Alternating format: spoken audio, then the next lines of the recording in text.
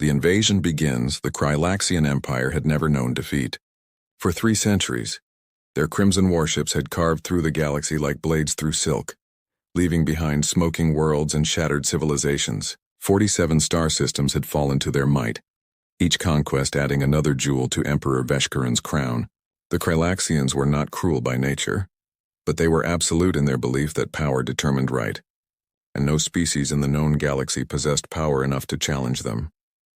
High Commander Zethus stood aboard the flagship Dominator's Fist, his forearms crossed behind his back as he gazed at the holographic display before him.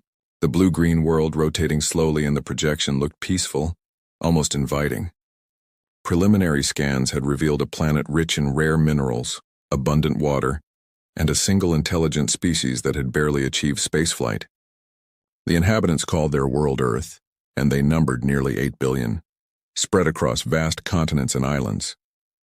They possessed nuclear weapons, crude chemical rockets, and satellites that could barely reach their own moon.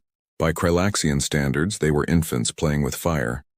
The War Council had deliberated for less than an hour before reaching their decision. Earth would be the 48th jewel in the Empire's collection. The humans would be given a simple choice: submit to Krylaxian rule and provide labor for the mining operations, or face extermination. It was the same choice offered to every species they encountered. Most chose survival. Those who chose resistance rarely lasted more than a planetary rotation. Zethus had personally overseen the preparation of the invasion fleet. 200 warships, each capable of glassing a continent from orbit. 50,000 ground troops, equipped with plasma weapons and powered armor that could withstand anything short of a direct nuclear strike. Support craft, siege engines, orbital bombardment platforms, everything needed to crush a primitive civilization and establish imperial control within days. The High Commander had conquered 12 worlds himself, and never needed more than a week to break a species' will to fight. The fleet emerged from hyperspace at the edge of Earth's solar system, their arrival timed to coincide with the planet's night cycle across its most populated hemisphere. Psychological warfare dictated that first contact should inspire maximum fear and confusion. The humans would wake to find alien ships filling their skies, and their governments would have no choice but to negotiate from a position of utter helplessness, except the humans were already waiting. The moment the Krylaxian fleet materialized near the orbit of the 8th planet, alarms shrieked across every ship's bridge. Sensors that had shown empty space moments before now detected thousands of contacts. Not ships, but weapons platforms. Vast networks of them arranged in geometric patterns that suggested careful planning and significant time investment. The platforms were cold, running on minimal power, which explained why long-range scans had missed them entirely. Zethus felt his chest plates tighten with surprise. The humans had known they were coming, but how? The Empire's approach had been undetectable, their hyperspace signatures masked by technology that even the advanced Urian collective couldn't match. Unless someone had warned them, but no, that was impossible. The Krylaxians had intercepted all communications leaving this sector for months. Before he could issue orders, the weapons platforms activated. They didn't fire energy beams or launch missiles as expected. Instead, they released what appeared to be simple projectiles, thousands of them, accelerating at impossible speeds using magnetic propulsion systems. The Krylaxians' shields, designed to deflect energy weapons and absorb explosive force, did nothing against solid masses traveling at significant fractions of light speed. The first wave of projectiles struck 3 warships in the forward formation. The impacts released kinetic energy equivalent to nuclear detonations. Shields flickered and died. Armor plating, forged from materials that could withstand star-level temperatures, crumpled like thin metal foil. The 3 ships broke apart, their reactors breaching in cascades of white fire that briefly illuminated the darkness of space. Chaos erupted across the fleet. Commanders shouted orders, ships scattered from formation. Point defense systems came online, firing wildly at targets too fast and too numerous to track effectively. Another wave of projectiles arrived, then another. Each one precisely aimed, each one devastating. The humans weren't using advanced alien technology or mysterious energy weapons. They were using physics, simple Newtonian mechanics applied with terrifying precision and overwhelming force. Zethus regained his composure and activated fleet-wide communications. His voice carried the authority of 3 centuries of conquest. All ships, coordinate defensive fire. Science Division, analyze those platforms and find their control centers. We destroy their ability to target us, then we proceed with the invasion as planned. But the weapons platforms weren't being controlled from a single location. Analysis revealed that each platform operated independently, using predictive algorithms to anticipate fleet movements. The humans had built redundancy into every system, creating a defensive network with no central point of failure. Destroying individual platforms achieved nothing when thousands remained operational. The fleet pushed forward, accepting losses they had never anticipated. 20 ships gone, then 30, then 45. They had barely crossed the orbital path of the seventh planet when Earth's moon suddenly lit up with activity. What the Krylaxians had assumed was a barren satellite revealed itself as a massive military installation. Launch bays opened across the lunar surface and ships began emerging, hundreds of them. These weren't crude chemical rockets or primitive exploration vessels.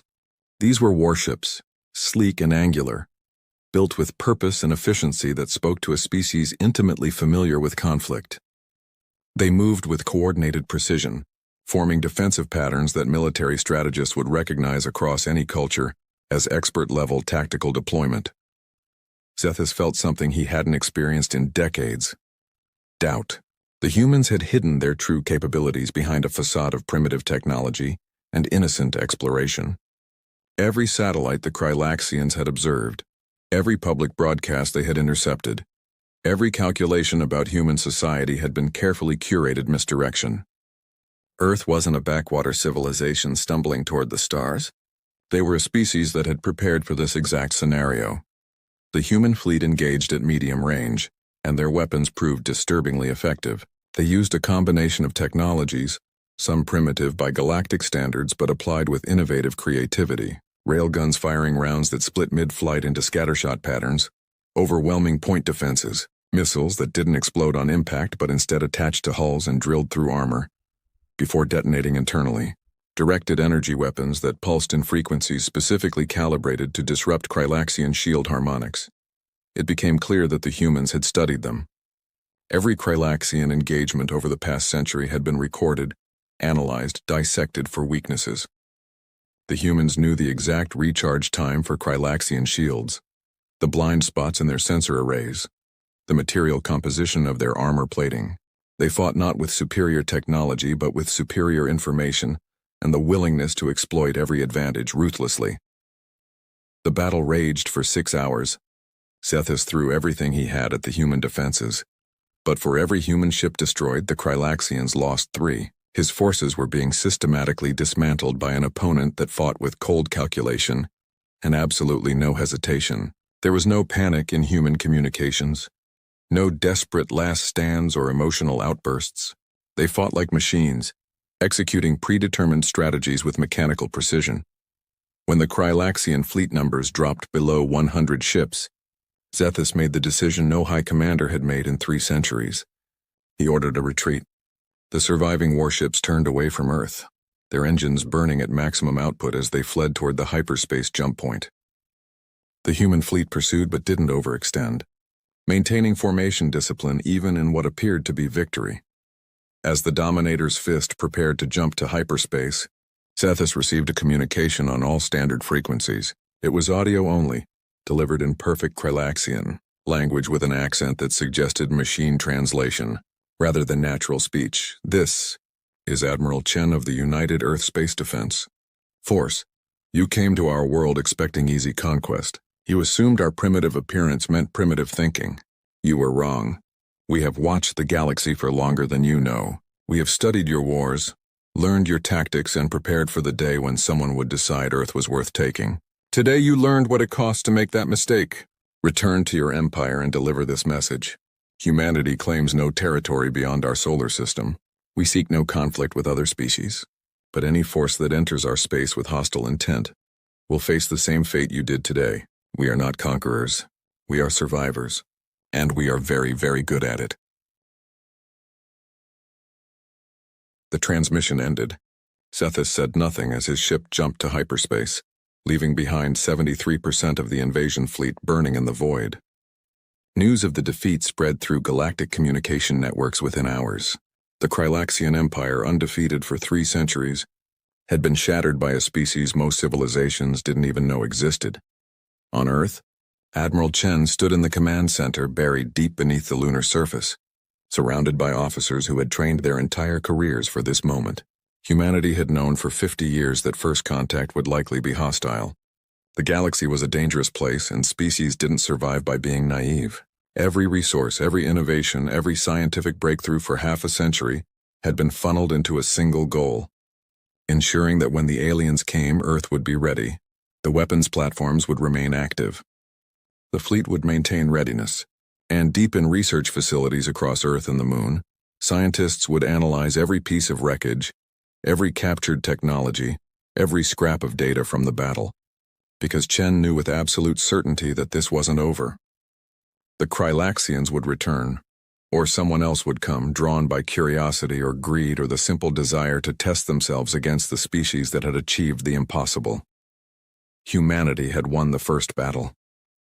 But the war for Earth's future had only just begun, and the galaxy was watching with a mixture of horror and fascination as a new player entered the cosmic stage. The price of arrogance. Emperor Veshkaran's throne room fell silent as High Commander Zethis concluded his report. The assembled War Council, composed of the Empire's finest military minds and most decorated veterans, struggled to process what they had heard.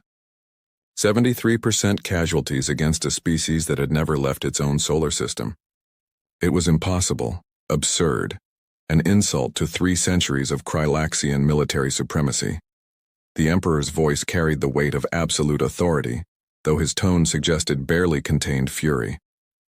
You are telling me that 200 warships crewed by the finest warriors in the Empire were defeated by primitives who play with chemical rockets and worship invisible sky beings.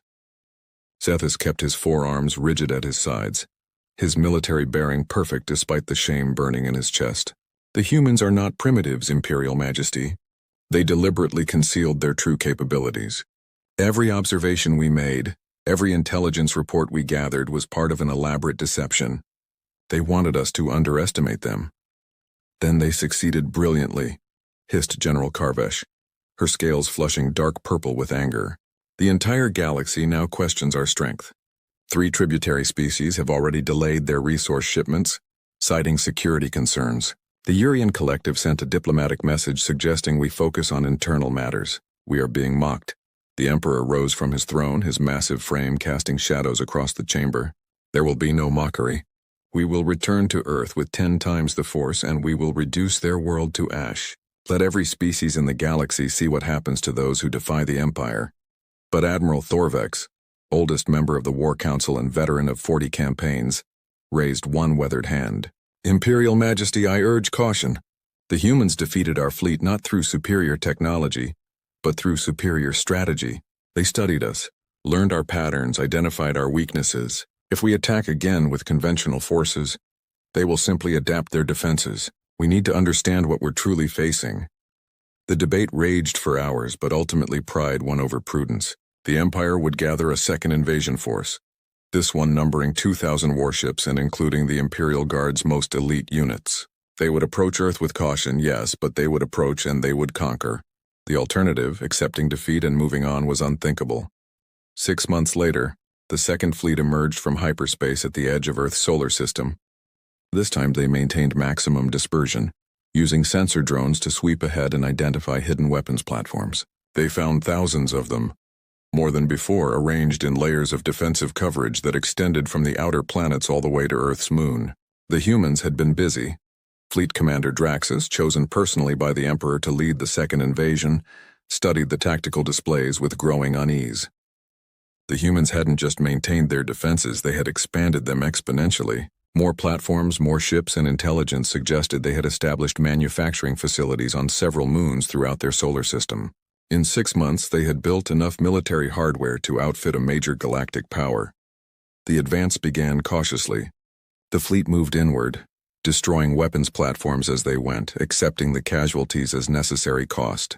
The humans didn't rush to engage, instead falling back in organized retreats that drew the Krylaxians deeper into the solar system. Draxus recognized the tactic, trading space for time, but he had numerical superiority and enough firepower to overcome any defensive position. Or so he believed. The human counterattack came near the orbit of Mars. Ships emerged from behind the red planet's moons, But these weren't the same vessels from the first battle. These were larger, heavier, equipped with weapons that gleamed with technologies the Krylaxians didn't recognize. The humans had reverse-engineered captured Krylaxian equipment and improved it, combining alien concepts with human innovation to create hybrid weapon systems that exceeded both originals. The battle quickly evolved into a nightmare. Human ships used guerrilla tactics, striking from unexpected angles, then disappearing behind asteroids or into the shadow of planets. They deployed mines that looked like space debris until Krylaxian ships came within proximity, then detonated with enough force to cripple even heavy cruisers.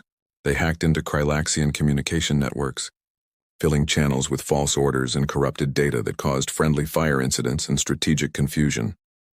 Draxus tried to maintain formation cohesion, but the humans seemed to anticipate every move.